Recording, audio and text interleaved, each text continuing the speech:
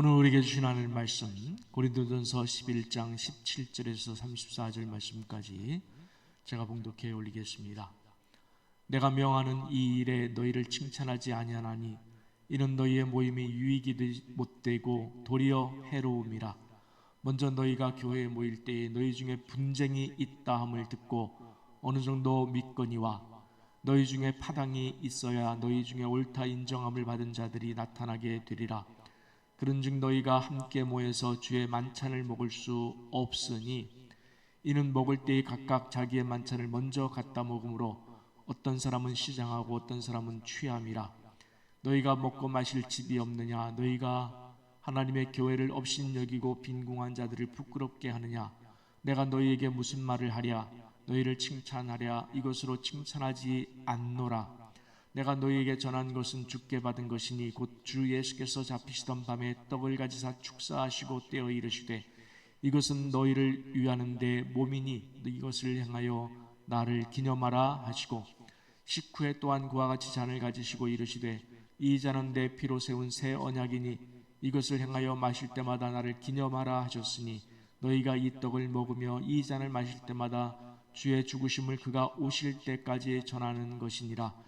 그러므로 누구든지 주의 떡이나 잔을 합당하지 않게 먹고 마시는 자는 주의 몸과 피에 대하여 죄를 짓는 것이니라. 사람이 자기를 살피고 그 후에야 이 떡을 먹고 이 잔을 마실지니 주의 몸을 분별하지 못하고 먹고 마시는 자는 자기의 죄를 먹고 마시는 것이니라. 그러므로 너희 중에 약한 자와 병든 자가 많고 잠자는 자도 적지 아니하니 우리가 우리를 살폈으면 판단을 받지 아니하려니와 우리가 판단을 받는 것은 주께 징계를 받은 것이니 이는 우리로 세상과 함께 정죄함을 받지 않게 하려 하심이라. 그런즉 내 형제들아 먹으러 모일 때에 서로 기다리라. 만일 누구든지 시장하거든 집에서 먹을지니 이는 너희의 모임이 판단받는 모임이 되지 않게 하려 함이라. 그 밖의 일들은 내가 언제든지 갈 때에 바로 잡으리라. 아멘. 오늘 우리에게 주신 하나님 말씀에 아멘으로 화답하겠습니다. 아멘. 우리가 얼마 전 고린도전서 7장과 요한복음 9장을 말씀드리면서 믿음의 쓰나미를 맞이하라 라는 제목의 말씀을 나누었는데 오늘 말씀은 그 말씀과 결이 같다고 해도 과언이 아닐 것입니다. 보통 우리가 오늘같이 세례식과 성찬식이 있는 날에는 세례란 무엇인가, 또 성찬이 무엇인가에 대해 말씀드리면서 세례와 성찬의 본질에 대해서 집중해서 말씀을 드렸는데 오늘은 본문이 경고하고 있는 성찬 중에도 지을 수 있는 죄, 우리가 성찬 중에도 지을 수 있는 죄에 대해서 초점에 맞춰서 말씀을 드리려고 합니다. 본문의 17절과 18절 말씀만 봐도 바울은 고린도 교회의 모임이 유익되지 못하고 해롭다 이렇게 밝히고 있는데 이유는 교회 안에 분쟁이 있었기 때문이었습니다. 그리고 30절을 보면은 너희 중에 약한 자와 병든 자가 많고 잠자는 자가 많음에도 그들을 배려하지 않은 것에 대한 책망이 나오는데 그런 태도를 가지고 성찬에 참여하는 것은 주의 몸을 분별하지 못하고 먹고 마시는 죄라 하면서 책망하고 있습니다. 고린도 교회 안의 분쟁은 교회 내에 있는 여러 가지 문제 중 가장 큰 문제였습니다. 사람들이 파벌로 나뉘어서 나는 바울에게, 나는 아볼로에게, 나는 게바에게, 나는 그리스도에게 속한 자라 라면서 다른 사람에 대한 차별과 구별을 일삼았습니다. 제가 예전에 서울에 모 교회 특별 새벽기도회 인도하러 갔다가 참 돌아오는 길에 참담한 마음으로 돌아왔던 기억이 있습니다. 교회에 갔더니 교회가 두 파로 나뉘어졌습니다. 저를 인도하시는 분이 저를 본당으로 인도하지 않고 교육관으로 인도하는 거예요. 알아보니까 한쪽은 본당에서 예배를 드리고 한쪽은 교육관에서 예배를 드리고 있었습니다. 누구의 잘못을 떠나서 같은 하나님을 예배 드린다고 하면서 원수처럼 나눠서 예배를 드리는데 과연 하나님께서 이 두 예배를 기뻐 받으실까 하는 그런 참담한 심정으로 내려온 적이 있었습니다. 본문을 자세히 묵상하면은 바울은 성만찬을 가르치려는 의도보다는 성만찬을 통해서 그들의 분쟁을 치유하려는 의도가 더 깊은 것을 느낄 수가 있습니다. 당시 성만찬은 요즘과는 좀 다릅니다.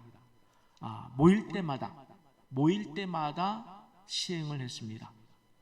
또 우리는 식사를 겸하지 않고 단지 예수님의 십자가, 예수님께서 살이 찢기심을 기념해서 떡을 먹고 또 예수님께서 피를 흘리심을 기념해서 피를 마시는, 그래서 약간의 떡과 포도주를 사용하고 있습니다마는 초대교회는 식사를 겸해서 성만찬을 했습니다.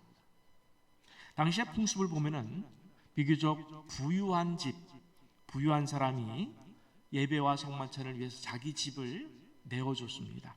넓으니까 그 집에 모여서 같이 예배도 드리고 성만찬도 했습니다. 그리고 몇몇 부유한 다른 사람들도 음식을 장만해서 그 집에서 함께 음식을 먹도록 그렇게 했습니다. 그러다 보니까 문제가 생겼어요. 음식을 갖고 온 부류와 음식 없이 참석한 부류에 구별이 생기고 말았습니다. 그런데 그 구별을 뛰어넘질 못했던 거예요. 왜냐하면 음식을 갖고 온 사람들이 자기들끼리만, 자기 친한 사람들끼리만 그렇게 모여서 먼저 음식을 먹다 보니까 음식 없이 온 가난하고 병든 자들과의 그 괴리감이 형성됐어요. 그래서 불편한 모양새가 되었습니다. 교회 안에.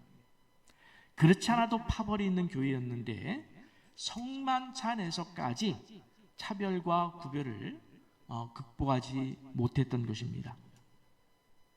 여러분, 성만찬의 가장 큰 의미가 뭘까요? 본문 26절입니다. 좀 넘겨주시겠습니까? 본문 26절.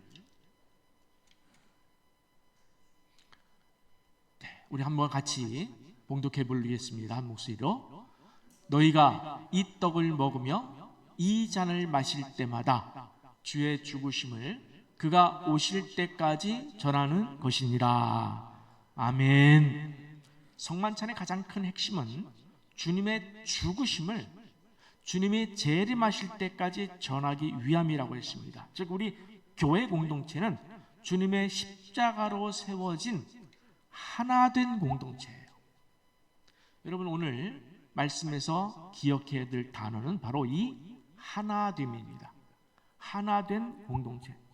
그래서 교회는 세상의 그 어떤 차별이나 구별이 없이 예수의 살을 먹고 피를 마심을 통해서 우리가 하나됨을 고백하는 세상에는 없는 영적 공동체입니다. 이는 우리 모두에게 똑같은 성령님께서 내주하신다는 것과 결을 같이 하고 있어요. 그렇죠? 옆에 계신 성도 안에도 같은 성령님이, 내 안에 계신 성령님이 같이 계시다는 거예요. 똑같다는 거예요. 우리가 교회에 들어오기 전에는, 예수님 믿기 전에는 빈부의 차이, 학력의 차이, 직장의 차이, 인종의 차이, 신분과 실력의 차이 등 각종 구별과 차별 속에서 교만과 자랑 속에 빠져 있다든지 또는 반대로 좌절과 절망의 늪에 빠져 살았습니다. 그러나 우리가 주님의 십자가를 만나고 주님을 믿고 주님의 살이 찢기고 주님의 피가 흘린 그 십자가를 믿은 이후에는 우리 안에 빈부의 구별이 없어지고 학벌의 차별이 없어졌습니다. 왜냐하면 주님께서 오늘 우리를 부르심은 우리의 그 어떤 조건이나 실력이나 자격이나 능력이나 가진 것으로 부르신 것이 아니기 때문이었습니다. 아무 조건 없이 우리를 부르셨기 때문에 우리는 서로 차별과 구별 없이 하나됨을 고백할 수 있어야 합니다. 그래서 성경은 우리가 주 안에서 하나됨을 선포하면서 서로 화목하라, 서로 배려하라, 서로 섬기라 하는 그런 섬김의 공동체를 강조하고 있는 것입니다. 정리하면은 이렇게 우리가 모여서 세례를 베풀고 성만찬을 시행한다는 것은 첫째로 주님의 죽으심을 전하는 거예요. 십자가를 전하는 거예요. 우리를 위하여서 살이 찢기시고 피를 흘리심을 기억하고 전하는 것이고, 자, 둘째로 우리들 가운데는 어떤 우열도 차별도 계급도 없고 오직 서로가 하나됨만을 고백하겠다라는 그런 고백 속에서 이루어지는 것이 바로 세례이고 성만찬입니다. 따라서 성도는 교회 내에서는 물론이거니와 밖에 나가서조차도 우리가 은사를 어떻게 받았습니까? 여러분, 실력이 있어서 받았습니까? 은사를 받은 것은 거저 받은 거예요. 하나님의 주권으로 여러분에게 나눠주신 거예요. 또 믿음도 여러분이 실력이 있어서 믿음을 가졌습니까? 아니에요. 은혜로 주셨다고 했어요.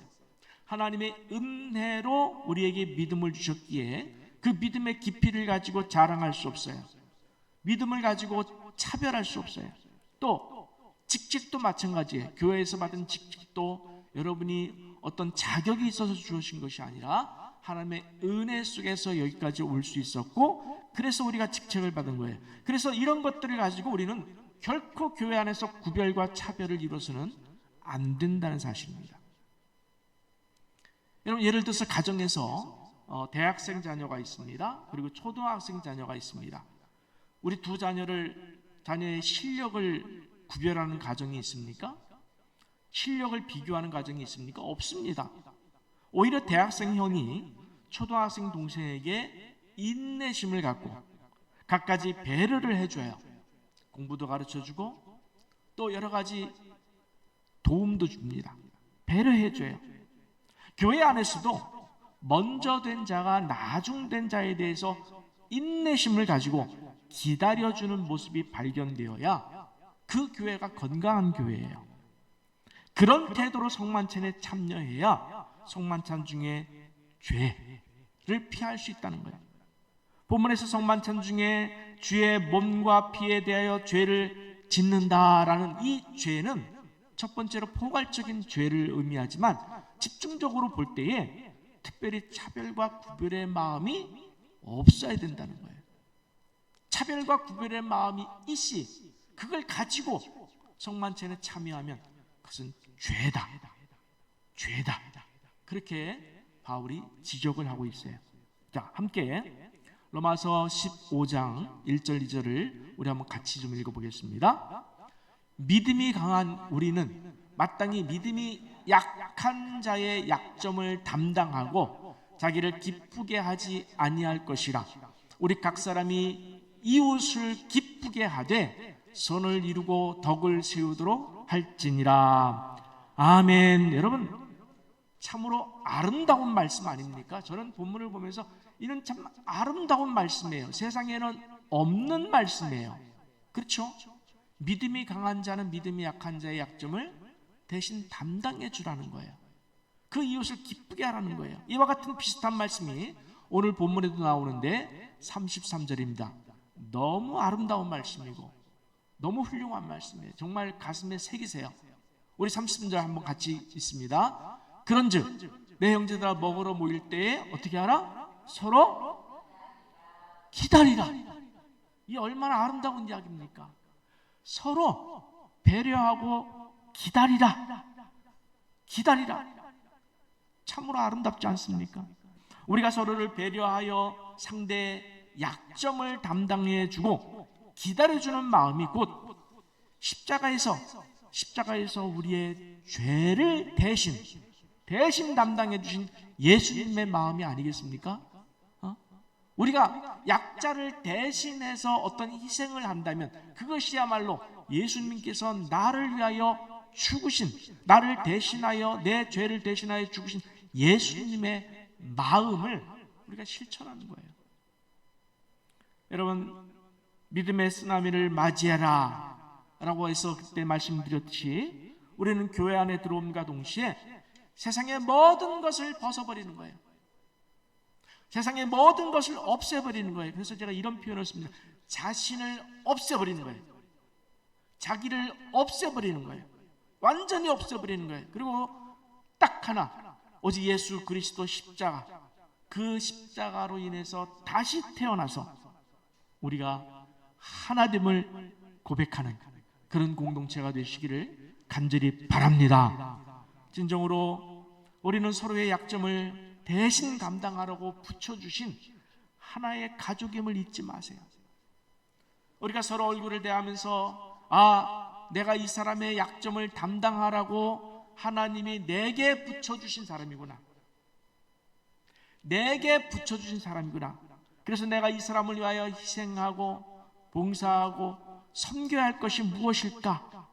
그것을 생각하면서 이제 서로를 섬기고 배려하고 기다려주는 정말 아름다운 공동체, 아름다운 성령의 공동체, 서로 기다리라 하는 예수 십자가 공동체가 되는 우리 교회가 되기를 간절히 축원합니다. 아멘. 기도하겠습니다. 하나님 아버지, 감사합니다. 세상에서 뭐가 잘났다고 빈부의 격차, 학력의 격차, 직장의 격차, 이런 것들을 가지고 교만에 빠지고 자랑에 빠지고 또 절망에 빠지고 차별과 구별의 늪에 빠져서 살아갈 인생이었는데, 오늘 우리를 하나님께서 불러주셔서 그 모든 것을 다 벗어버리고 그 모든 것을 믿음의 쓰나미로 사라지게 하고 오직 예수 그리스도 십자가 안에서 성령 하나님 안에서 하나 되고 하나 되는 공동체로 불러주셔서 감사합니다. 주님, 우리 안에 있는 모든 차별과 구별이 오늘 함께하는 이 성만찬과 세례를 통해서 다 사라지도록 우리의 심령을 치유하시고 회복시켜 주시옵소서. 우리 안에 있는 모든 차별과 구별의 마음 조금 더 잊지 않게 하시고, 만약 그것이 있었다면 지금 당장 회개하게 하시고, 정말 우리의 마음속의 차별과 구별이 완전히 사라진 모습으로, 깨끗한 모습으로 하나된 오직 예수 그리스도 십자가 보혈의 피만 남는 그러한 공동체가 되어 우리가 세례를 베풀고 성만찬에 참여할 수 있는 그런 기가 막히게 아름다운 공동체, 기가 막히게 아름다운 말씀의 공동체가 될 수 있도록 축복하여 주시옵소서. 감사합니다. 예수님의 이름으로 간절히 기도 올리옵나이다. 아멘.